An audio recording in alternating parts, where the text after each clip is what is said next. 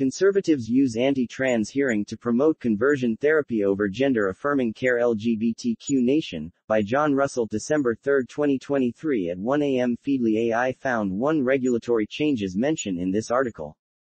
68, known as the Save Adolescents from Experimentation (SAFE) Act, would ban trans athletes from participating in girls' and women's sports and ban minors from receiving gender-affirming care, while also forcing transgender young people who are already receiving such care to detransition.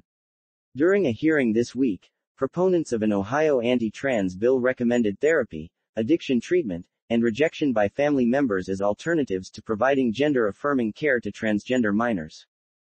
Tuesday's hearing before the Ohio Senate Government Oversight Committee featured only supporters of House Bill 68, according to journalist Erin Reed. A future hearing will see opponents of the proposed legislation testify. Related. State Rep. Gary Click is leading the charge against trans rights in Ohio, and we all need to fight back. If he isn't opposed, he'll continue emboldening far-right actors, hate groups, and anti-trans politicians nationwide. Introduced by Ohio State Rep.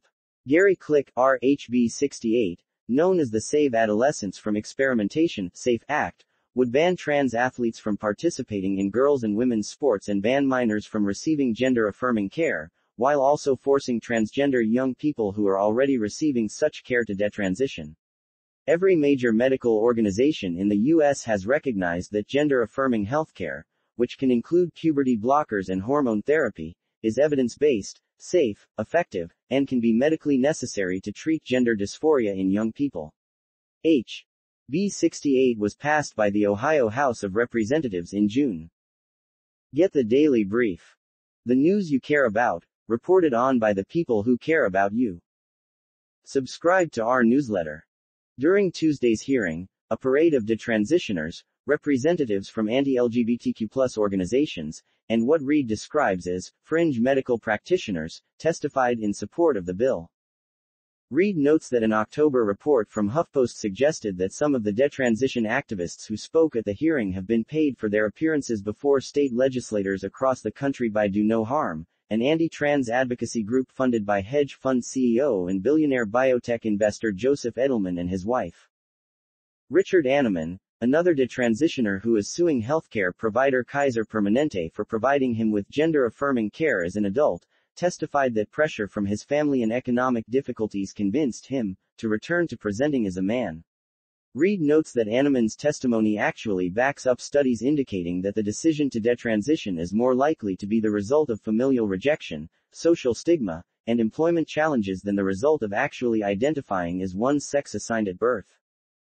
Others, like Jeanette Cooper, founder of anti-trans organization Partners for Ethical Care, promoted the tactic of parents rejecting their children to deter them from identifying as trans. Cooper suggested that gender dysphoria should be treated like an addiction. We know how to support children who identify as transgender, and it's not affirmation, Cooper said in her written testimony. Matt Sharp of the anti-LGBTQ+ hate group Alliance Defending Freedom, ADF, testified that therapy is the best way to treat children who experience gender dysphoria. As Reed notes, ADF has aligned itself with organizations like the now-defunct Exodus International that have pushed the discredited practice of so-called conversion therapy. When asked by State Sen.